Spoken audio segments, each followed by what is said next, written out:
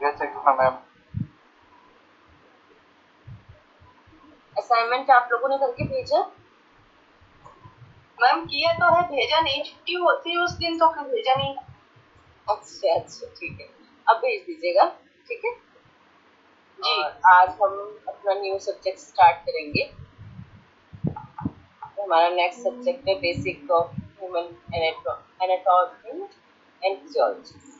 Anatomy and physiology क्या है? Anatomy है हमारी बॉडी की, मानव शरीर की संरचना क्या है, कहाँ कहाँ पे क्या क्या चीजें कैसे हैं और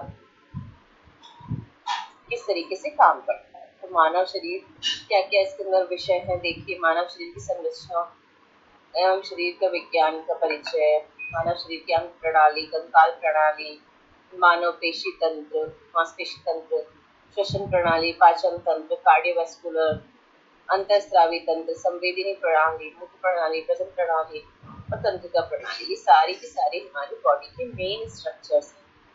जब हम बाइबल लेते हैं ना तो इन्हीं में से क्वेश्चंस बनते हैं।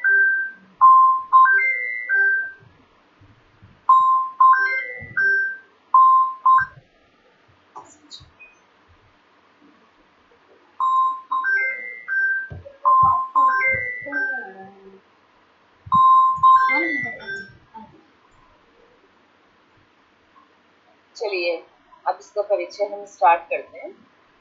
तो डिप्लोमा हमारा पंचकर्मा थेरेपी का हम सेकंड सब्जेक्ट आज स्टार्ट करने जा रहे हैं, जिसमें कि आपके हम पढ़ने जा रहे हैं anatomy and physiology of human body. इसके अंदर हम क्या क्या पढ़ेंगे इसके बारे में बताते हैं, थोड़ा सा आपको शॉर्ट में परिचय दे दें। एनाटॉमी में शरीर की रचना विज्ञान चिकित्सा की वह शाखा है जिसमें मानव के शरीर की विभिन्न संरचनाओं और उनके एक दूसरे के साथ संबंधों का अध्ययन किया जाता है कि कौन सा कहाँ से कैसे कोरिलेट होता है। ठीक है, ये ग्रीक शब्द से आया है एना और टॉम। ठीक है, इसका अर्थ है काटना। शरीर की रचना विज्ञान के ऊपर व्यवहारिक रूप से शरीर रचना विज्ञान में अध्ययन में जीवों को काटना या विच्छेदन करना शामिल है। जब हम प्रैक्टिकल करते हैं तब उसके अंदर ये सारी चीजें आती हैं कि आपको जब बॉडी मिलती है हम लोग वो सब कुछ करके देखते हैं। तो ये डिप्लोमा लेवल में नहीं होता है, पर अगर आप डिग्री करते हैं तो उसमें ये सारी चीजें आती हैं कि जब हम डिसेक्शंस करते हैं, अंग विच्छेदन जिसको बोला जाता है, डिसेक्शन बॉडी का, तो उसमें एनाटॉमी और फिजियोलॉजी में हम प्रैक्टिकली देखते हैं कि कौन सी चीज कहाँ पे कैसे अलाइन है बॉडी के अंदर और किससे क्या चीज जुड़ी है, कौन सी तंत्र कहाँ जा रहा है, तंत्रिका तंत्र किस तरीके से है, नसें, ये सब कुछ जो है, सब हड्डियाँ, मांसपेशियाँ, टिश्यूज, सारी चीजें उसके अंदर आती हैं आपके।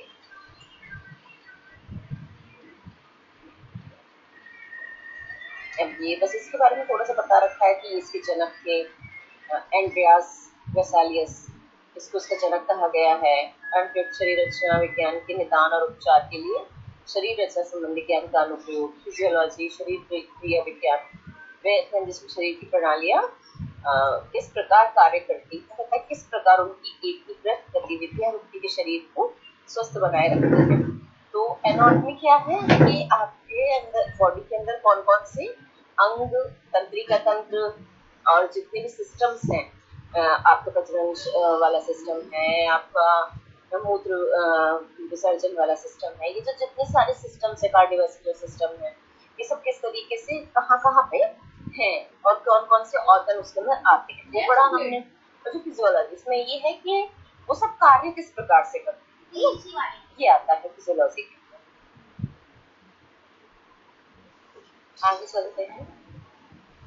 ये फ्रांसीसी चिकित्सक ने दिया था फिजियोलॉजी शब्द, और पैथोलॉजी असामान्यताओं का अध्ययन और पैथोफिजियोलॉजी इस बात पर विचार करती है कि शरीर के कार्यों को कैसे प्रभावित करती है जिससे अक्सर बीमारियां होती हैं।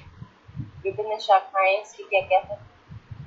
आकृति विज्ञान शरीर के रूप, आकार और संरचना का अध्ययन होता है उसमें। माइक्रोस्कोपिक एनाटॉमी उन संरचनाओं का अध्ययन जिसे हम सूक्ष्मदर्शी के उपयोग के बिना जांचा जा सकता है या नंगी आंखों से देखा जा सकता है कि ऊपर से देखकर तो जो सारी चीजें पता चलती है। सूक्ष्म शरीर संरचना उस संरचना का अध्ययन जिसे नंगी आंखों से नहीं देखा जा सकता है, मतलब इसके लिए हमें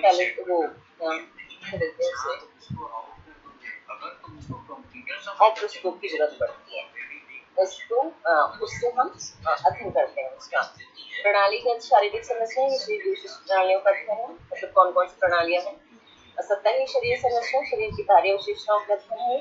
भ्रूण विज्ञान, इसमें हम भ्रूण मतलब फीटस का अध्ययन करते हैं कि किस तरीके से डेवलपमेंट होता है सारे 9 महीनों का, उसके अंदर अध्ययन होता है। रेडियोलॉजिकल एनाटॉमी, इसमें मानव शरीर संरचना की radiography, ultrasound, ECG, CT scan वगैरह जो भी कुछ होता है वो रेडियोलॉजी के अंदर आपको आता है। कोशिका विज्ञान, कोशिका की संरचना का शुद्ध अध्ययन आपको इसके अंदर आता है। प्रोटोकॉल्स के ऊतक की संरचना का अध्ययन, ये सारी चीजें इसके अंदर आती है। आगे चलेंगे हम अस्थि विज्ञान। अस्थि विज्ञान, अस्थि से ही मालूम पड़ रहा है कि अस्थि मतलब हड्डियां, तो कंकाल और उनकी हड्डियों की संरचनाओं का और उनकी कार्यों का अध्ययन है। ठीक है। मानव शरीर क्रिया विज्ञान का उपविभाग। न्यूरोफिजियोलॉजी, ये तंत्रिकाओं का कार्यात्मक गुणों का अध्ययन है। ये अंतःस्राविका विज्ञान, अंतःस्रावी ग्रंथियों की संरचना और कार्यों तथा अंतःस्रावी तंत्र के विकारों के निदान और उपचार से संबंधित विज्ञान है। ठीक है। कार्डियोवैस्कुलर फिजियोलॉजी, वो क्या है, कार्डियो से पता चल रहा है हमें हृदय के बारे में और हृदय की जो हमारी रक्त वाहिनियां हैं उनके बारे में, वाहिकाओं के बारे में। रक्षा विज्ञान, प्रतिरक्षा विज्ञान, ये एजेंटों द्वारा चुनौती दिए जानों पर शरीर की प्रतिक्रिया का अध्ययन है। शरीर का प्रतिरक्षा मतलब वो इम्यूनिटी से रिलेटेड है ना, तो वो किस तरीके से काम करती है मैंने बताया था।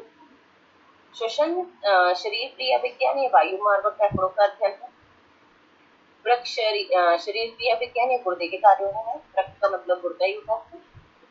पैथोफिजियोलॉजी, ये रोग और उम्र बढ़ने से जुड़े कार्यात्मक परिवर्तनों का अध्ययन है। व्यायाम, शरीर क्रिया विज्ञान, यह मांसपेशियों की गतिविधियों के कारण कोशिकाओं और अंगों के परिवर्तन का अध्ययन।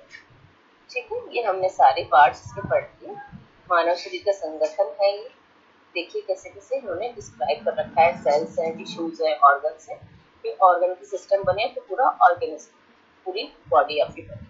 ठीक है, जैसे कि ये अपने आपके सामने हमने ये जो पिक्चर दिखाई दे रही है, इसमें आपको अच्छे से दिखाई देगी। सबसे पहले एक फर्स्ट सेल दिखा है कैसे वो ये सब काम करके टिश्यू से एक ऑर्गन बन रहा है, ऑर्गन से पूरा सिस्टम बन रहा है, सिस्टम से ह्यूमन बॉडी डेवलप होती है। ये इस पिक्चर के अंदर समझाया गया है, तो इसे समझ लीजिएगा।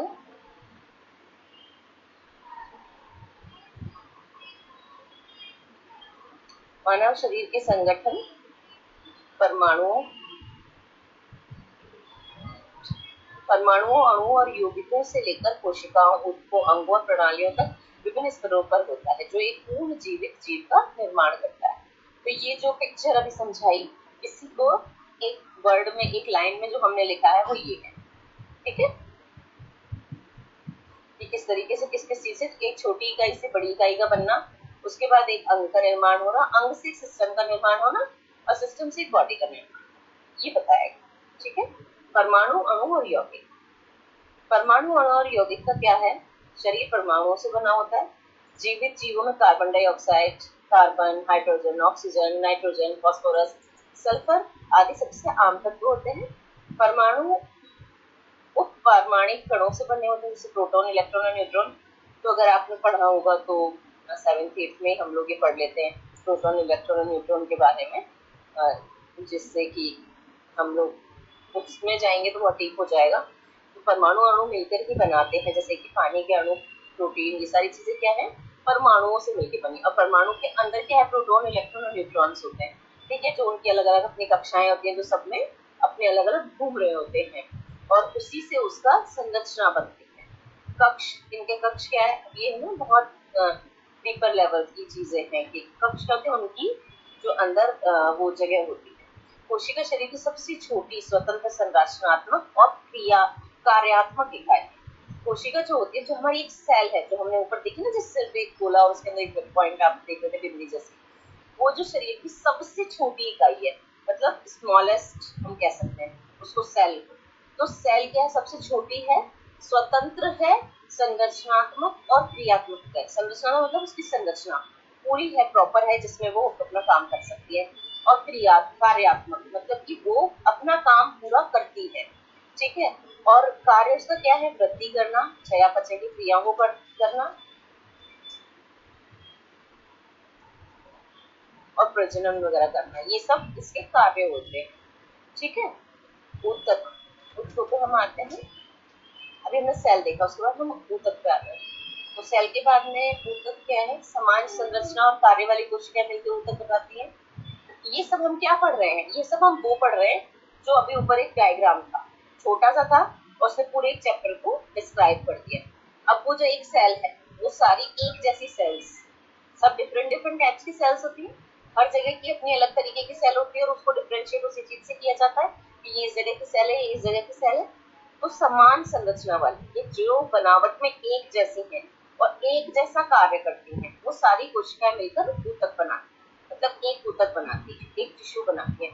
और वो सारे टिश्यूज मिलकर के आपके एक वो बना देते हैं, अंग का निर्माण करते हैं। इसको कैसे बनता है देख लेते हैं, चलो।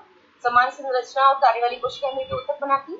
ऊतकों को 4 प्रकार में विभाजित किया गया है, उपकला, संयोजी, तंत्रिका और मांसपेशी।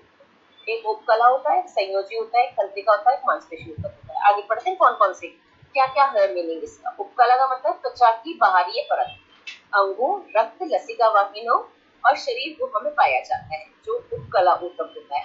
कहाँ कहाँ पाया जाता है, उपकला ऊतक से क्या क्या बनता है, त्वचा की बाहरी परत, अंग, अंगों के ऊपर रक्त, लसिका और लसिका वाहिनियां और शरीर गुहा में पाया जाता है। ठीक है ना। आगे चलते हैं संयोजी ऊतक। संयोजी ऊतक कौन सा है, शरीर की रक्षा करता है, उसे सहारा देता है और त्वचा, हड्डी, टेंडन, उपास्थि, रक्त आदि के अधिकांश भागों में पाया जाता है और एक दूसरे को जोड़ता है। संयोजी ऊतक क्या, तो जोड़ता है, किसी को सहारा देता है, टच रहते हैं एक से, एक दूसरे को सपोर्ट देना।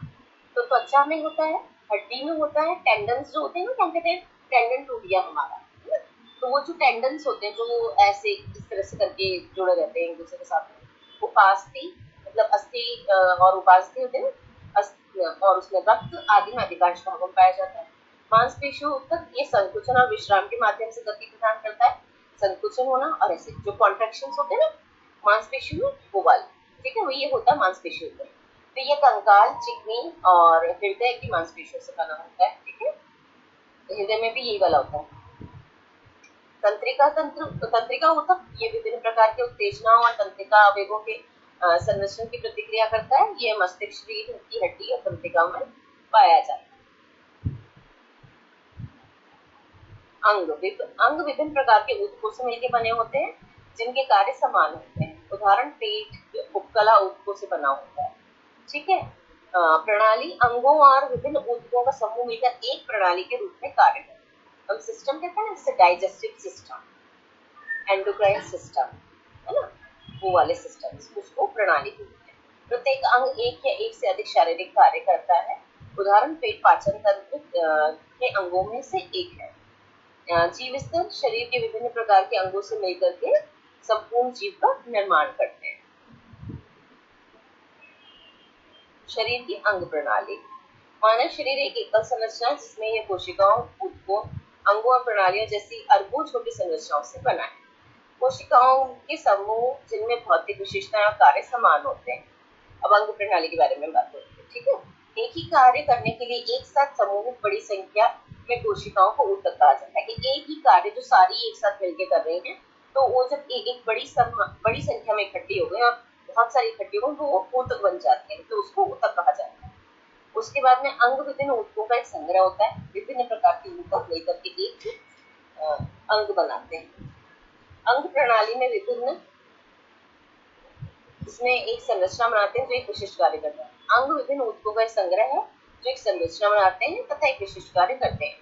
एक अंग प्रणाली में विभिन्न अंग होते हैं जो संबंधित रूप से शरीर का एक मुख्य कार्य करते हैं। प्रत्येक प्रणाली शरीर के एक या एक से अधिक महत्वपूर्ण कार्यों में योगदान देती है। ठीक है, एक से अधिक कार्य भी करती है और एक कार्य भी करती है। हमारे शरीर में विभिन्न प्रणालियां हैं जो महत्वपूर्ण कार्यों को करने के लिए समन्वय से काम करते हैं। प्रत्येक प्रणाली विभिन्न अंगों से बनी होती है जो विशेष प्रणाली के लिए मिलकर काम करते हैं। तो सिंपल चीजें है ना, कोशिकाएं, ऊतक, अंग, अंग प्रणाली और मानव शरीर, पूरा का पूरा डायग्राम एक लाइन के अंदर डिस्क्राइब होते हैं। मानव शरीर की महत्वपूर्ण प्रणालियां कौन कौन सी प्रणालियां, मतलब सिस्टम्स हमारी बॉडी के कौन कौन से हैं। तो फर्स्ट है मानव कंकाल प्रणाली के, जिसके बिना हम सोच ही नहीं सकते कि हमारा मानव शरीर स्टेबिलिटी, अगर हम उसको कहें कि बिना इसके मानव कंकाल के मानव शरीर खड़ा नहीं हो सकता है और बॉडी को कोई शेप नहीं मिल सकती है। आप सोचो अगर हड्डियां नहीं है तो हमारे ये जो मास है इसका, ये जो इसकी शेप है, इसकी शेप किस कारण से, इसके अंदर की बोन के कारण से। अगर उंगली का ये शेप है तो क्या है, इसके अंदर की बोन के कारण से है। अगर हमारे फेस का ये स्ट्रक्चर है तो किसके कारण से, हमारे स्कल के कारण से, जो स्कल की बोन है उसके कारण से। तो मानव कंकाल प्रणाली का मेन क्या काम है कि आपके बॉडी को एक शेप देना और सारे जो इंटरनल ऑर्गन्स हैं उनको भी क्या बोलते हैं, सुरक्षा प्रदान करना। तो देखिए चलिए पढ़ते हैं। कंकाल प्रणाली में हड्डियां, उपास्थियां, स्नायुबंध, कंडारा, संयोजी ऊतक सारे शामिल होते हैं। कंकाल मांसपेशियों और अन्य कोमल ऊतकों के लिए ढांचा प्रदान करता है, बताई दिया था मैंने। साथ में शरीर के वजन को सहारा देते हैं, मुद्रा बनाए रखकर गति में मदद करते हैं। ये हमारे को जो मोशंस हमारे हैं, जितने भी हम चल पा रहे हैं, हिल पा रहे हैं, एक्सरसाइज कर पा रहे हैं, कूद पा रहे हैं, दौड़ पा रहे हैं, ये सब क्या मोशंस है, डिफरेंट टाइप ऑफ मोशंस। तो उसको सहारा देने का कार्य कौन करता है, कंकाल करता है। गति प्रदान करने में, गति मतलब हम जो चल रहे हैं उसके अंदर प्रदान करता है, मदद करता है।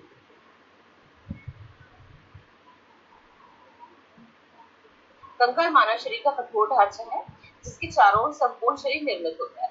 कंकाल तंत्र मानव शरीर की हड्डियों, संबंधित उपास्थियों को और जोड़ों का तंत्र। कंकाल तंत्र क्या है, मानव शरीर की हड्डियां, संबंधित उपास्थियां और जोड़, जितने भी हमारे जोड़, जैसे हमारा ये जोड़ है, जैसे हमारा ये जोड़ है, जैसे हमारे ये सब क्या है, जोड़। ये सब क्या है, जोड़। ये मिल रहा है, ये सब क्या है, जॉइंट्स है, उसका ही एक तंत्र है कंकाल तंत्र। देखिए ये है कंकाल तंत्र की पिक्चर है, स्केलेटन सिस्टम हमारी बॉडी का। कंकाल तंत्र उसको इंग्लिश में कहते हैं स्केलेटन। इसमें सारी की सारी बोन्स आपकी डिस्क्राइब करी हुई है, हर एक हड्डी को आप देख सकते हैं। स्कल आपकी, सर्वाइकल बोन्स, शोल्डर की ये जो आपकी बोन्स हैं वो बोन्स हैं आपके, ये ह्यूमरस वगैरह हैं आपके, रेडियस अल्ना है, मतलब इसके अंदर 2 हड्डी होती है, देखिए दिखाई दे रही है 2 हड्डियां।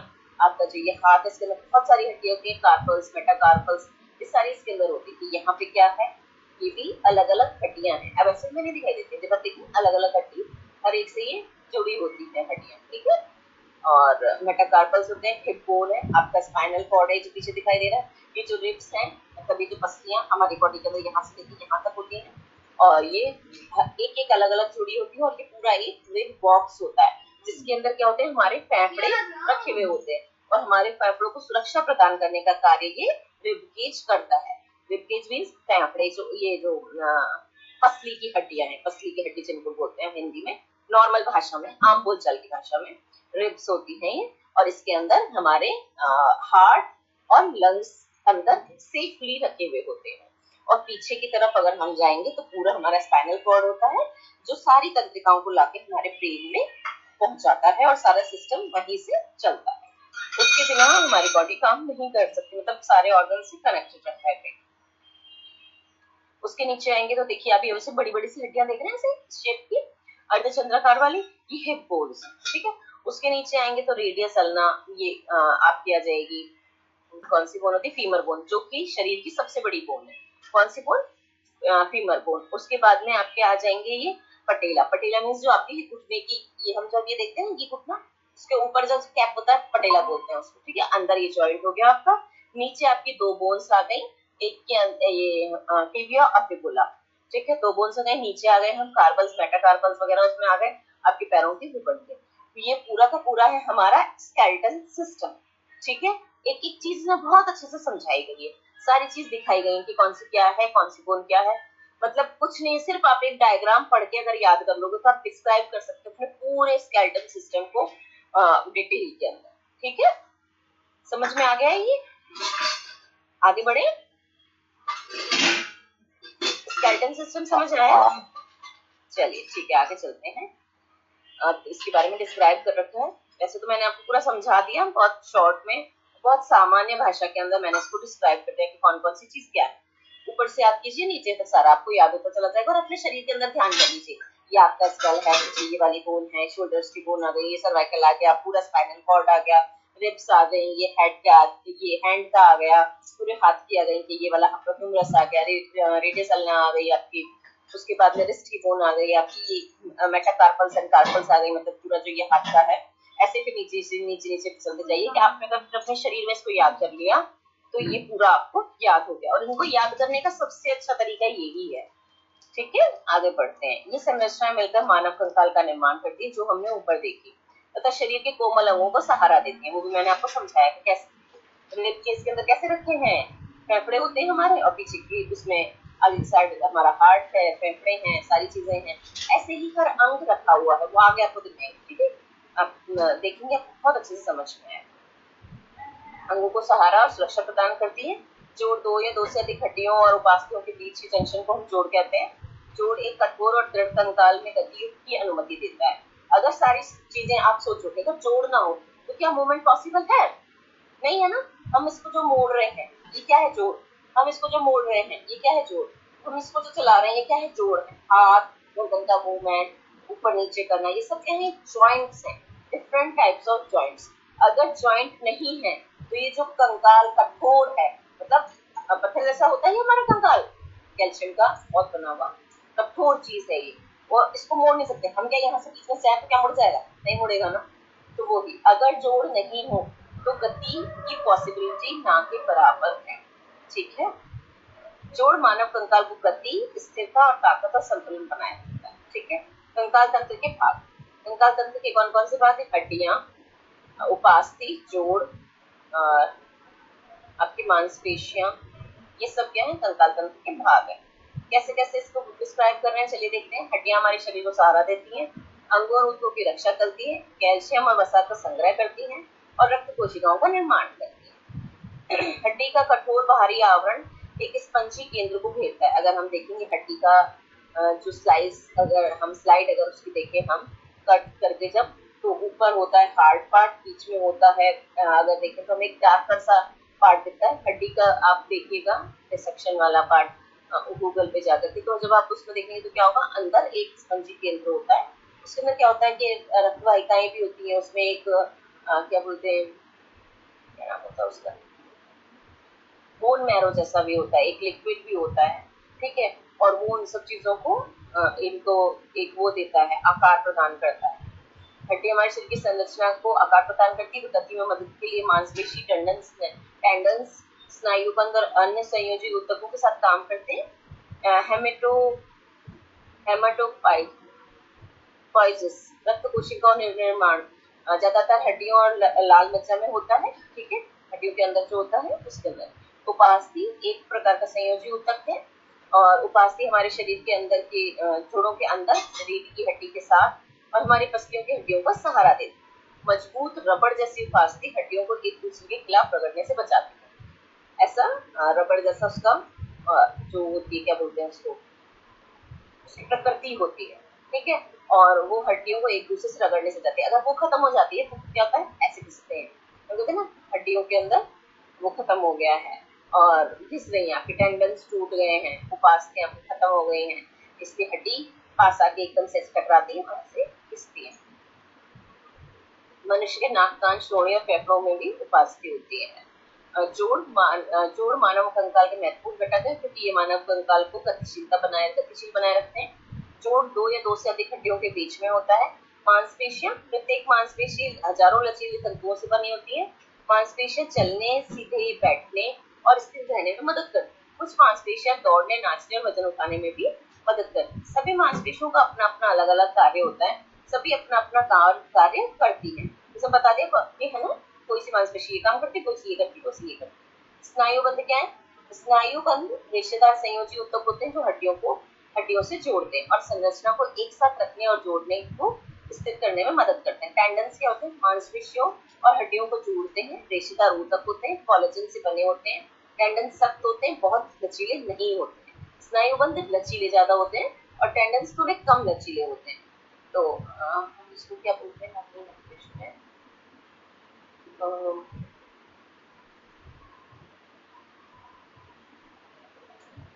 टेंडन और एक स्नायुबंध को कुछ स्नायुबंध वो लैंग्वेज में नाम याद नहीं आ रहा मुझे। स्नायुबंध तो हिंदी वर्ड है, इसका मतलब हमारा साइंस का वर्ड है। टेंडन और मांसपेशी केवल हड्डी आप ऐसे पास में रखते हैं। अगर स्केलेटन देखा है तो क्या वो जोड़ी रहती है? क्या नहीं जोड़ी रहती? हाँ, उनको जोड़ने का और उनको भी स्थिर रखने का कार्य ये स्नायुबंध और टेंडन्स करते हैं। टेंडन्स और लिगामेंट, कार्टिलेज में कार्टिलेज होगा क्या? लिगामेंट्स होते हैं, लिगामेंट्स लिगामेंट्स होते हैं ना, वो होते हैं रेशेदार संयोजन। लिगामेंट्स एक दूसरे को जोड़े रहते हैं, और लिगामेंट्स के बिना है ना आपकी हड्डी का मूवमेंट इतना आसानी से पॉसिबल नहीं है, क्योंकि जैसे अगर मैं कहूँ कि इस हड्डी को इस हड्डी से जोड़ने का काम वहाँ वो लिगामेंट करता है, अगर वो लिगामेंट टूट गया तो हड्डी उसका प्रॉपर्ली वर्क नहीं कर पाती, फिर उसको क्या करते हैं, रिपेयर करते हैं, जोड़ते हैं आपस में। ठीक है, टेंडन्स भी ऐसे होते हैं कि जो मांसपेशियों को हड्डियों से जोड़ते हैं। टेंडन का काम क्या है, जो कि मसल्स ये है उसको हड्डी के साथ में अटैच करना। वो बहुत ज्यादा लचीले नहीं होते हैं, पर वो बहुत ज्यादा टाइट भी नहीं होते हैं, कोलेजन के बने होते हैं। तो कहते हैं बॉडी के अंदर जब कोलेजन कम होता है तो वो क्या होता है, 35 के बाद में कोलेजन अपने आप धीरे धीरे कम होने लगता है। तो हम कहते हैं ना कि जैसे बचपन में जो लचीलापन था बॉडी के अंदर, बचपन में जो हड्डियां हम गिर गए तो भी वो हड्डी टूटी नहीं, तो वो जो कोलेजन के कारण वो जो टेंडन्स होते हैं वो उसको संभाल लेते हैं। पर जैसे जैसे एज बढ़ती जाती है तो कोलेजन कम होने लग जाता है, टेंडन्स बेकार होने लग जाते हैं, तो आपकी हड्डी बहुत जल्दी टूट जाती है। मतलब हड्डी में तो कमजोरी है ही, कैल्शियम की कमी हो ही रही है, बट ये भी एक रीजन उसका होता है। स्नायुबंध ये जो हमारे लिगामेंट्स होते हैं ये इनको चलाने का और स्थिरता प्रदान करने का काम है। ठीक है, स्नायुबंध मानव कंकाल के दो भाग, कार्टिलेजेस अलग चीज होती है, ठीक है, अभी वो भी समझाऊंगी मैं। मानव कंकाल के दो भागों में विभाजित किया जाता है, अक्षीय कंकाल, उपांगीय कंकाल। अक्षीय क्या है, ये मानव शरीर की धुरी बनाता है, इसमें खोपड़ी, कशेरु का स्तंभ, वक्षीय पिंजरा शामिल है। तो ये क्या, ये जो कशेरु का स्तंभ क्या है, स्पाइनल कॉर्ड, जो हमारे पीछे होता है, इसके जो पीछे ये पूरा कशेरु का स्तंभ, वक्षीय पिंजरा जो मैंने बताया आपको, हमारा रिब केज, ये जो पसलियां होती हैं जो बनी है हमारी, इतनी मोटी मोटी की जो रहती है, जो पूरा बना होता है, वक्षीय पिंजरा, ये सब शामिल है, जो कि हमारे शरीर की धुरी का नाम है। इसमें खोपड़ी हो गई हमारी, कशेरु का स्तंभ हो गया, और वक्षीय पिंजरा हो गया। इसमें 80 बोन्स टोटल होती है। यह 80 हड्डियों से बना है। उपांगीय कंकाल, ये मानव शरीर के उपांगों का कंकाल है। इसमें कंधे की मेखला, ऊपरी अंग की कंकाल, श्रोणि मेखला और निचले अंग का कंकाल शामिल है। इसमें 126 हड्डियां होती हैं। तो इसमें बता दिया है, इनको दो भागों में अक्षीय कंकाल कौन सा बना दिया है, धुरी बनाता है जो, और दूसरा है जो ये हमारे शरीर की बाकी के हड्डियों को जोड़ता है, जैसे कि कंधे की है, ऊपरी अंग की है, श्रोणि मेखला नीचे की हिस्सा, और ये सब 126 हड्डियों का बना होता है जो नीचे का बनाता है।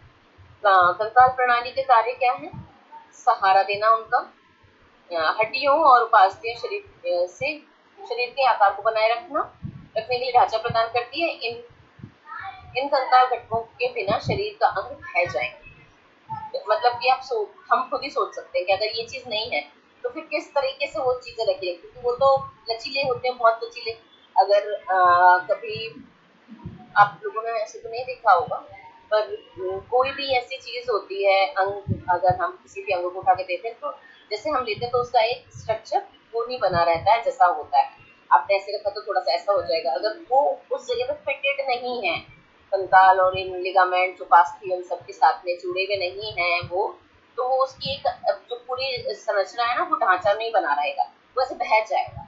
तो ढह जाना और बह जाना एक ही बात है कि वो रुका किस पे रहेगा, रुका किस पे रहता है, हड्डियों के सहारे बने रहते हैं। यहाँ से यहाँ तक आपके फेफड़े हैं, यहाँ पे आपका दिल है, उसके नीचे आपके मतलब कि आपकी किडनीज हैं, यहाँ उसके नीचे आपका क्या कहते हैं, प्रजनन तंत्र है पूरा, और ऊपर हम जाएंगे तो हमारे शरीर के जितने भी हैं आपकी जो सभी चीजें हैं, अगर हम सोचें कि आंखें अगर केवल ऐसे लगा दी जाए तो क्या रुक सकती हैं, नहीं रुक सकती हैं। तो इन सब चीजों को एक सारी चीजें मिलकर के एक आकार प्रदान करती हैं और सहारा देने का कार्य उसके अंदर हमारी कंकाल प्रणाली करती है। ठीक है, सुरक्षा भी करती है महत्वपूर्ण आंतरिक अंगों की, क्योंकि आप सोचो अगर ये बाहर ही रखे हो तो खराब हो जाएंगे और उनपे कभी भी चोट लग सकती है। बहुत नरम होते हैं, बहुत सॉफ्ट होते हैं, बहुत ही फ्रेजाइल होते हैं, कि नाजुक, फ्रेजाइल है ना, बहुत ही नाजुक होते हैं कि अगर वो इस तरीके से हो तो नहीं, उनको थोड़े से में चोट लग जाएगी और वो जैसे फट जाना, टीयर आ जाना, उनमें चोट लग जाने से वो काम कर देना बंद करना, वो सारी चीजें सामने आएंगी। जैसे अगर हम सोचे जो हमारा ब्रेन है, अगर वो स्कल के अंदर नहीं होगा तो आप सोचो अगर थोड़ा सा कुछ लगा, अगर हमारा ये ऊपर का नहीं है, तो अगर ब्रेन में आपने अगर किसी को ऐसे हाथ से भी मार दिया तो उसको वहां भी चोट लग जाएगी। और हम जब कहते हैं कि किसी के गिरने से सर में चोट लगी और वहां पर क्लॉट बन गया तो मारने से भी बन जाता है ना, अब ऐसे भी करा तो उसको बन जाएगा, क्योंकि ये सहने नहीं कर पाता वो। तो ये जो ऊपर की जो हड्डियां हैं ये उसको सुरक्षा प्रदान करते हैं। ठीक है, पसली, पिंजरे और कशेरुका जैसी संरचनाएं क्रमशः मस्तिष्क, फेफड़े, रेत की हड्डी की रक्षा करती है ना। गति, शरीर की गतियों की व्यापक श्रृंखला कंकाल प्रणाली, तंत्रिका तंत्र, मांसपेशियों में संवेदित क्रिया के कारण होती है। ठीक है, बता ही दिया, इधर समझा दिया मैंने, पर फिर भी मैं साथ साथ एक बार वापस बता देती हूँ। खनिजों का भंडार, हड्डियां, फास्फोरस और कैल्शियम जैसे खनिजों का भंडार है। ये कैल्शियम के चयापचय मतलब कैल्शियम मेटाबॉलिज्म में भी महत्वपूर्ण भूमिका निभाता है। रक्त कोशिकाओं का उत्पादन, अस्थि मज्जा, हेमटोपाइजस का एक स्थल है और यहाँ रक्त कोशिकाओं का निर्माण होता है। कंकाल प्रणाली मानव शरीर के लिए एक आंतरिक ढांचा प्रदान करती है। कंकाल प्रणाली कंकाल की हड्डियां, उपास्थि, स्नायुबंध और अन्य संयोजी ऊतक शामिल होते हैं और हड्डियों को स्थिर या जोड़े रखते हैं। तो मैंने समझा ही दिया किस तरीके से। हड्डियां शरीर की स्थिति को बनाए रखने और नियंत्रित सटीक गति उत्पन्न करने के लिए मांसपेशियों के साथ मिलकर काम करती हैं। अस्थि विज्ञान हड्डियां और उनके संबंधित संरचना का अध्ययन, जिसे अस्थि विज्ञान कहा जाता है, उसमें करते हैं। जोड़, दो हड्डियां आपस में मिलकर जोड़ बनाती हैं। जोड़ कठोर और दृढ़ कंकाल के बनाते हैं, जिसमें विभिन्न प्रकार की गतिविधियां संभव होती हैं। कंकाल तंत्र में टोटल कितनी 206 हड्डियां होती हैं, जिन्हें दो भागों में बांटा गया है। कौन सा? अक्षीय कंकाल और आपका दूसरा वाला कंकाल। और ये इसमें अक्षीय में 80 हड्डियां हैं, इसमें खोपड़ी, पुरोस्थि, हुपाइड अस्थि, कशेरुकादंड, पसलियां शामिल हैं। अक्षीय कंकाल की हड्डियां स्नायुबंध मांसपेशियों के साथ मिलकर मानव शरीर को सीधा खड़ा रखने में मदद करती हैं। अक्षीय कंकाल सिर, धड़, ऊपरी अंग और ऊपरी अंगों के से पीठ से निचले अंगों तक का भार भी स्थानांतरित करता है। ठीक है, उसका जो पूरा वजन है उसको भी करता है। उपांगीय कंकाल, इसमें क्या है 126 हड्डियां हैं, इसमें ऊपरी और निचले छोर की हड्डियां शामिल होती हैं। उपांगीय कंकाल के अंदर हड्डियां उपांगों, ये उपांग क्या होते हैं? हमारे जो हाथ पैर होते हैं इनको हम उपांग बोलते हैं। इनकी गतिशीलता और गति में मदद करती है। अक्षीय कंकाल क्या है, अब इसके बारे में पूरा बताएंगे कि कौन कौन सी हड्डियां कैसे कैसे क्या है। मानव कंकाल को दो भागों में विभाजित किया, ये हमने पढ़ लिया, अक्षीय और उपांगीय, दोनों में अलग अलग पढ़ लिया कि हड्डी किसमें कितनी होती है। एक में 80 होती है, एक में 126 होती है। शरीर के मध्य भाग में अक्षीय कंकाल होता है, शरीर के केंद्रीय अक्ष के साथ मिलकर स्थित हड्डियां उपांगीय कंकाल। ठीक है, ये जो होती है ये सब उपांगीय के अंदर, हाथ पैर वगैरह के जो है, शोल्डर वगैरह वाली उपांग के अंदर आती है। ठीक है, उपांग को इंग्लिश में कहते हैं। अक्षीय कंकाल में 80 होती है, खोपड़ी में 22 हड्डियां, कान की 6 हड्डियां, 26 कशेरुकाएं, 24 पसलियां, एक उरोस्थि और एक हाइयोइड हड्डी होती है। ठीक है, ये सारी टोटल हड्डियां इन्होंने बता दी कि अक्षीय में कितनी 80 हड्डियां, कैसे कैसे 80 होंगी। ठीक है, अक्षीय कंकाल के दो कार्य होते हैं, पहला कार्य पृष्ठीय और अधर गुहा के अंगों को सहारा देना और उनकी संरचना करना, और दूसरा होता है कि मांसपेशी जुड़ने में के लिए सतह बनाना। ये काम है अक्षीय कंकाल का, और इसकी कितनी कितनी कैसी कैसी हड्डी होती है, कैसे कैसे काम करती है, ये इसमें बता दिया है। अब देखो ये वापस से एक डायग्राम आ गया है, रिब केज वगैरह सारा इसमें डिस्क्राइब करा गया है, कौन सी बोन कितनी कहाँ कैसे, ये सारा इसमें लिखा गया है। आप देखेंगे बिल्कुल अच्छे से आपको समझ में आ जाएगा कौन सी बोन कितनी है। ठीक है, टेम्पोरल, ऑक्सीपिटल, सारी स्फेनॉइड वगैरह सारी बोन्स के बारे में बता दिया है। आगे चलते हैं, फेशियल बोन्स आ गए, देखो ये जाइगोमेटिक कितनी है, मैक्सिला कितनी है, नेजल बोन्स पे कितनी है, लैक्रिमल बोन है, वूमर है, पैलेटाइन बोन है, मतलब ये सब इनके इंग्लिश नाम है। अब इसमें ईयर बोन में आ गई कि 6 हड्डियां, 6 हड्डियां कैसे कैसे डिस्क्राइब करके बताया हुआ है कि 6 हड्डियां ऐसे ऐसे, दो दो दो दो। ठीक है, हाइयोइड बोन यू शेप की 1, रिब्स में 24, सेरेटन 1, वर्टिब्रल कॉलम के अंदर कितनी होगी 26, जो हमारा वर्टिब्रल कॉलम हुआ क्या, स्पाइनल कॉर्ड वाला वर्टिब्रल कॉलम भी बोलते हैं उसको। सर्वाइकल की 6 हड्डियां हुई, थॉरिक्स की 12 हुई, लंबर की आपकी लंबर की 5 हड्डियां हुई, सैक्रम और एक कॉसेक्स है। कॉसेक्स सबसे नीचे वाली हड्डी, जिसको हम क्या बोलते हैं, कुछ भी बोलते हैं। मानव पेशी तंत्र पे आ गए। ठीक है, पढ़ लेंगे भी तो काफी टाइम है। पेशी तंत्र विशेष ऊतक से बना होता है, जिसे पेशी ऊतक कहते हैं। मांसपेशी के शरीर में अंगों की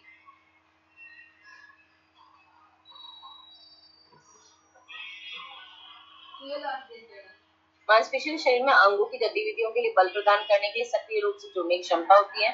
मांसपेशी तंत्र शरीर के सभी अंगों की गतिविधियों के लिए मोटर शक्ति प्रदान करती है। मांसपेशियां 3 प्रकार की होती है, कंकाल की मांसपेशियां, चिकनी मांसपेशियां और हृदय की मांसपेशियां। अब देखो ये जो पिक्चर है, इसके अंदर सारी मसल्स का डिस्क्राइब करती है, मांसपेशियां सब तरह की, एक एक मसल्स के ये वाली मसल्स है, फिंगर के इधर फेशियल मसल्स, ये trapezius, clavicle, deltoid, pectorals, biceps, ये सारी बोन्स के बारे में यहाँ पे दिखा दिया है। आप देखोगे तो सारी हड्डियों के बारे में यहाँ, सारी मांसपेशियों के बारे में यहाँ बताया होगा कि कौन कौन सी क्या क्या है। ठीक है, मसल्स दैट फ्लेक्स फिंगर्स, ये सारा देखो जो रेक्टस एब्डोमिना, लीनिया एल्बा, कौन कौन सी मसल्स कौन कौन सी है, एक्सट्रीम एप्लिक्यू, ये सारे। ठीक है, जब ये आप अभिहंगा जब होता है तो इन सब चीजों का आपको पता होना जरूरी है कि कौन कौन सी कैसी क्या है। ट्रेपेजियस किसी ने कह दिया तो किस चीज को रिलीज करना है, कौन सी चीज में कहाँ दर्द है, कौन सी चीज में कहाँ पे क्या प्रॉब्लम आ रही है। ये पूरा हमारा कौन सा सिस्टम हो गया, अभी हमने पढ़ा था स्केलेटन सिस्टम, ये हो गया हमारा मस्कुलर सिस्टम, मतलब मांसपेशियों का। आगे चलेंगे, कंकाल मांसपेशियां, ये सारी प्रकार की मांसपेशियां हमें तीनों वाली पढ़नी है, चिकनी, कंकाल और हृदय की। कंकाल मांसपेशी कैसी होती है, उपास्थि, कंडारा, स्नायुबंध, जोड़ और अन्य संयोजी ऊतक सभी मस्कुलोस्केलेटल प्रणाली का हिस्सा होते हैं। ठीक है, सारी ही ये वाली मांसपेशियां जो शरीर को समर्थ, सुरक्षा और गति प्रदान के लिए एक साथ काम करते हैं। ये सारे जब तक एक साथ काम नहीं करेंगे तो आपकी बॉडी काम नहीं करेगी। ये बात हमें हमेशा ध्यान रखनी है कि अगर ये तीनों चीजें, ये जो जितनी भी अभी मैंने जिनके नाम बोले, जितनी मांसपेशियों के, अगर ये सारी एक साथ मिलकर काम नहीं करेंगे तो आपका शरीर एक साथ अच्छे से काम करने में समर्थ नहीं है, और जहां नहीं समर्थ है वहीं पे आपकी बॉडी समझ लीजिए कि बीमारी की तरफ जा रही है। ठीक है, कंकाल प्रणाली की हड्डियां शरीर के आंतरिक अंगों की रक्षा करती हैं, शरीर के वजन को सहारा देती है तथा कैल्शियम और फास्फोरस के लिए मुख्य भंडारण प्रणाली का रूप में भी कार्य करती है। मांसपेशी तंत्र की मांसपेशियां हड्डियों को उनके स्थान पर रखती हैं। अगर हम कहें कि बोन ही सब कुछ है जिससे ये होल्ड होता है, तो नहीं। अगर बोन के साथ में टेंडन्स नहीं होंगे, लिगामेंट्स नहीं होंगे, मांसपेशियां मसल्स नहीं होंगे, तो एक स्ट्रक्चर फॉर्म नहीं होगा, बॉडी का एक स्ट्रक्चर फॉर्म नहीं होगा, और वो अकेली बोन ना तो किसी भी अंग को सहारा दे सकती है, ना कोई भी आपकी बॉडी का स्ट्रक्चर बनाए रख सकती है, ना कोई गति प्रदान कर सकती है। तो ये सारी चीजें एक साथ मिलकर काम करती है, मस्कुलोस्केलेटल सिस्टम एक साथ काम करता है, तभी आपकी बॉडी काम कर पाती है। ठीक है, स्थान पर रखती है, वो हड्डियों को सिकोड़कर और खींचकर गति में सहायक रखती है। जो कॉन्ट्रेक्शंस होते हैं उसके कारण हमने किया, अभी मसल क्या हुआ, खिंच गई, फिर सिकुड़ गई, फिर खिंच गई, फिर सिकुड़ गई। समझ में आया, हड्डियों को सिकोड़कर और खींचकर गति में सहायता प्रदान करती। अब ऐसे अगर मैं बात करूं, अगर मेरे को ऊपर देखना है तो मैं क्या करूंगी, खींचूंगी अपने मसल्स को, ठीक है ना, ये खिंच गई, फिर मैं नीचे देखा, ये सिकुड़ गई, यही हो रहा है ना, सहायता प्रदान करती है। गति की अनुमति देने के लिए विभिन्न हड्डियां जोड़ों द्वारा जुड़ी रहती है, गति की अनुमति देने के लिए, कि बॉडी की मूवमेंट के लिए भी एक स्ट्रक्चर फॉर्म हुआ। क्या स्ट्रक्चर फॉर्म हुआ, जोड़, जो दो हड्डी एक साथ जुड़ी। अगर ये हड्डी पूरी एक सीधी हुई तो क्या आप पैर को मोड़ सकते हो, हाथ को मोड़ सकते, नहीं।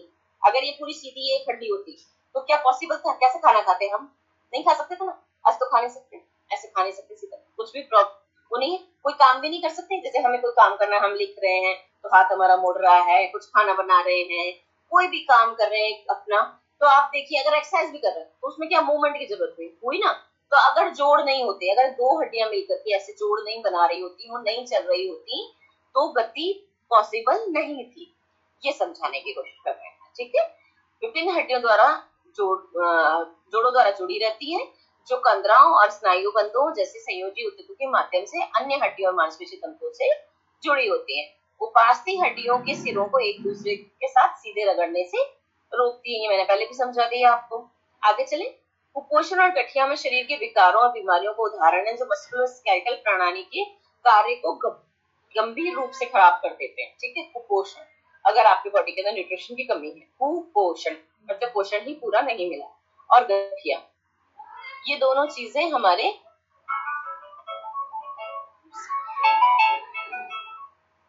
ये सारी चीजें हमारे शरीर की प्रणाली को गंभीर रूप से खराब कर देती है। चिकनी पेशियां, चिकनी मांसपेशियां खोखले आंतरिक अंग जैसे रक्तवाहिकाओं, जठरांत्र संबंधी मार्ग, जीआई ट्रैक्ट, मूत्राशय, गर्भाशय की दीवारों में पाई जाती है। चिकनी मांसपेशियां होती है। चिकनी मांसपेशियां स्वायत्त तंत्रिका तंत्र के नियंत्रण में होती है, मतलब स्वतः ही उनका जो भी कॉन्ट्रेक्शन होते हैं वो अपने आप होते हैं, उसके ऊपर आपका कोई भी कंट्रोल नहीं होता है। जो पहले वाला है उसमें हमारा कंट्रोल है कि हम खुद चला रहे हैं, हिला रहे हैं, डुला रहे हैं। अब जो ये है, अब जो आप सोचो कि जो मूत्र वाहिकाओं पे है, जो आपके खोखले आंतरिक अंगों के ऊपर है, जो जठर आंत्र है, जो आंत्र का संकुचन होता है जिससे खाना आगे आगे आगे जाता है, मलमूत्र का विसर्जन होता है जो आगे चलता है, जो गर्भाशय की दीवार होती है जो उसके अंदर कॉन्ट्रेक्शन होता है, क्या उसके ऊपर हमारा कंट्रोल है? नहीं। तो ये स्वतः ही चलती हैं, इस पे आपका कोई कंट्रोल नहीं। ये तंत्रिका तंत्र के नियंत्रण में होता है कि तंत्रिकाओं को पता है कि उसको कैसे ऑर्डर देने और उनको कैसे चलना है। चिकनी मांसपेशियों को सचेत रूप से नियंत्रित नहीं करा जा सकता है। आप अगर चाहें कि मैं इसको कंट्रोल कर लूं, आप इसको कंट्रोल नहीं कर सकते, ठीक है। इसलिए ये अनैच्छिक रूप से कार्य करती है, इन्हें अनैच्छिक तंत्रिकाएं भी कहते हैं, ठीक है। गैर धारीदार चिकनी मांसपेशी कोशिका धुरी के आकार की होती है। इनमें एक केंद्रीय नाभिक होता है जिससे चिकनी मांसपेशी धीरे धीरे लयबद्ध रूप से सिकुड़ती और चलती रहती है। इसमें हमारा कोई भी कंट्रोल नहीं होता है और आप उसको कैसे भी कंट्रोल नहीं कर सकते। हृदय की मांसपेशियां, हृदय की दीवार में हृदय की मांसपेशी पाई जाती है, स्वायत्त तंत्र के नियंत्रण में भी होती है। हृदय पेशी कोशिकाओं में चिकनी पेशी की तरह एक केंद्र होता है, लेकिन ये कंकाल पेशी की तरह धारीदार भी होता है। इसमें दोनों का एक तरह का मिक्सचर जैसा होता है और यह पेशी कोशिका का आयताकार होता है, मतलब रेक्टेंगुलर जैसी उसका आकार होता है, ठीक है ना। हृदय की मांसपेशियों की संकुचन अनैच्छिक मजबूत और लयबद्ध होता है। आप देखते हैं कि हृदय कैसे काम करता है 24/7 आपकी जिंदगी भर। अगर वो मांसपेशियों ने काम करना बंद किया, मांसपेशियों का दबाना है ना, वो अगर उन्होंने काम करना बंद किया मतलब आपकी जिंदगी खत्म। उसपे किसी का कोई वो जोर नहीं है, वो एक संकुचन अनैच्छिक होता है, मतलब हमारी इच्छा के बिना उसका काम करना है। वो मजबूत होता है, रिदमेटिकली होता है, उसके आप उसको अलग नहीं कर सकते। जैसे हम कहें हृदय की जो रिदम होती है वो अलग होती है। सभी अगर हम अपने हृदय पर अगर हाथ रखें तो हमें एक लय हम महसूस करेंगे, तक तक तक तक तक तक तक तक तक तक, ये हमेशा एक जैसी होती है। ये चेंज कब होती है? आप सीढ़ी चढ़ रहे हैं, आपने एक्सरसाइज करी, आपने दौड़ लगाई, आप दुखी हो या आपको कोई बीमारी है, इसकी चेंज हो जाती है, ठीक है ना। ये अनैच्छिक होती है, स्वतः होती है, ये तंत्रिका तंत्र से भी जुड़ी है और इसे कंट्रोल हम नहीं कर सकते, ठीक है। स्वायत्त तंत्रिका तंत्र के द्वारा चलती है ये, ठीक है। और ये 3 तरह की मांसपेशियां जो मैंने आपको डिस्क्राइब कर दिया, कौन कौन सी कहाँ कहाँ होती, क्या क्या काम करती है, ये भी आपको समझाती है। मांसपेशी प्रणाली के कार्य क्या है? गतिशीलता करना, परिसंचरण, स्थिरता और मुद्रा। मांसपेशी तंत्रिका का मुख्य कार्य गति की अनुमति देना। जब मांसपेशी सिकुड़ती है तो वह स्थूल और सूक्ष्म गति में मदद करती है। स्थूल हमें दिखाई दे रही है, सूक्ष्म जो हमें दिखाई नहीं पड़ती पर गतियां होती रहती हैं। परिसंचरण, एक जगह से दूसरी जगह, जैसे कि हृदय की जो मांसपेशी है क्या करती है, वो जो हिलती चलती है, हृदय के संकुचन से क्या होता है, खून आना जाना पंप करने का कार्य उसी से होता है। हृदय की गति चेतन नियंत्रण के बाहर होती है और विद्युत संकेतों जरा उत्तेजित होने पर स्वचालित रूप से सिकुड़ जाती है, ठीक है ना। तो आपकी जो चेतना है, आप अपनी चेतना से कम ज्यादा नहीं कर सकते, ठीक है। आप अपनी इच्छा से कम ज्यादा नहीं कर सकते, उसका जो तरीका है वो उसी तरीके से काम करेगी। अगर कोई और किसी कारण से विद्युत संकेत उसको मिल रहे हैं कि कोई और अलग उसको इंस्ट्रक्शंस मिल रही, तो उससे कम ज्यादा हो जाती है, मतलब किसी बीमारी में, ऊपर नीचे चढ़ने उतरने में या किसी भी चीज में शारीरिक, हम जैसे कि दौड़ लगा रहे हैं तो वो तेज हो जाएगी, स्वचालित रूप से सिकुड़ जाती है, ठीक है ना। स्थिरता, मांसपेशियों के टेंडन जोड़ों पर फैलते हैं और जोड़ों की स्थिरता और योगदान में मदद करते हैं। घुटने के जोड़ और कंधे के जोड़ मांसपेशियों के टेंडन स्थिरता में महत्वपूर्ण भूमिका निभाते हैं। ये जो आपके कंधे के जोड़ हैं, घुटने के जोड़ हैं, इन सब में स्थिरता और भूमिका निभाते हैं। मुद्रा, कंकाल मांसपेशियां शरीर को उठने बैठने और खड़े होने में सही स्थिति रखने में मदद करती हैं। मुद्रा के रूप में से जाना जाता है। मुद्रा मतलब आपके शरीर का एक कैसी मुद्रा है, क्या आपका स्ट्रक्चरल फॉर्म, उसमें ये जाना जाता है। श्वसन, सांस लेने में डायफ्राम मांसपेशी का उपयोग होता है। डायफ्राम में एक गुंबद के आकार की मांसपेशी है।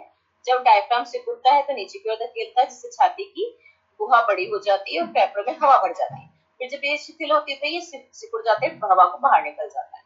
पाचन जठरांत्र या जीआई में, जीएम को आपको गैस्ट्रल इंटेस्टाइनल ट्रैक्ट जो होता है वो, इसमें चिकनी मांसपेशियां पाचन को नियंत्रित करती है। जीआई पथ मुंह से गुहा तक फैला होता है, मतलब आपके यहाँ से चालू होती है और नीचे एनस तक जाती है, ठीक है, गुदा मार्ग तक।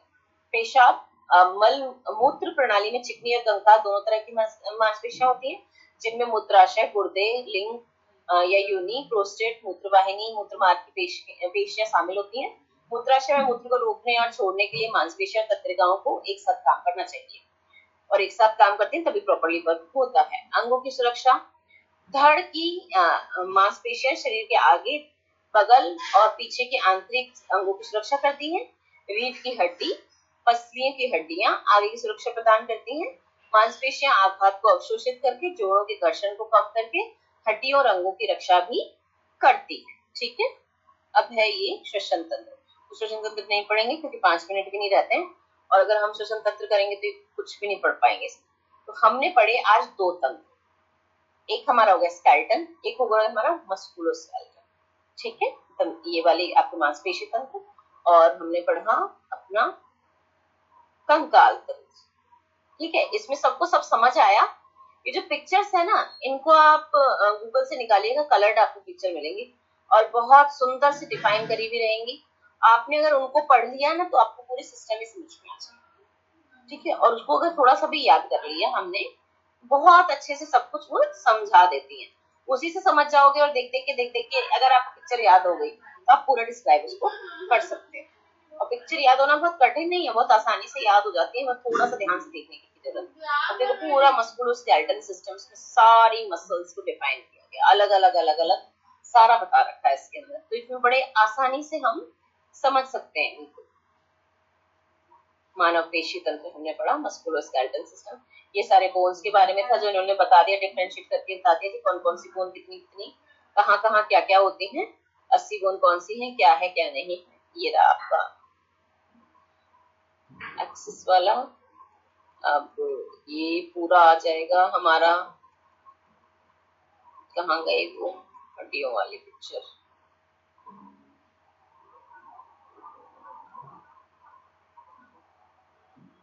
ये स्केलेटल सिस्टम की पिक्चर, ठीक है।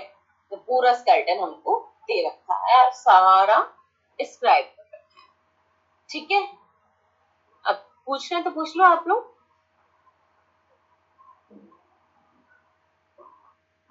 रेस्पिरेटरी सिस्टम हम अब आगे पढ़ेंगे।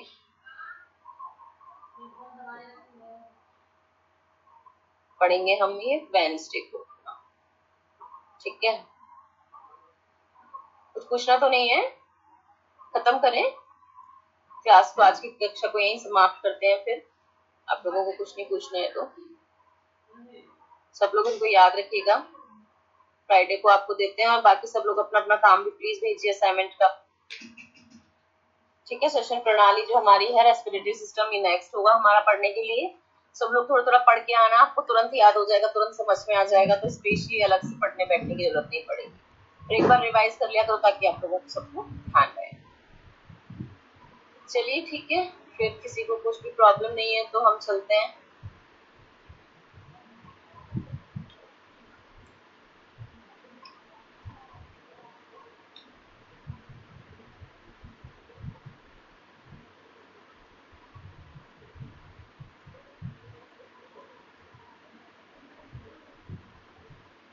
आज की कक्षा को यहीं समाप्त करते हैं। जय श्री कृष्ण सभी को। जय श्री कृष्ण मैम, जय श्री कृष्ण। जय श्री कृष्ण मैम। चलिए सब लोग पढ़िएगा, है ना, और अपना प्लीज सब लोग काम भेज दीजिएगा, असाइनमेंट के मार्क्स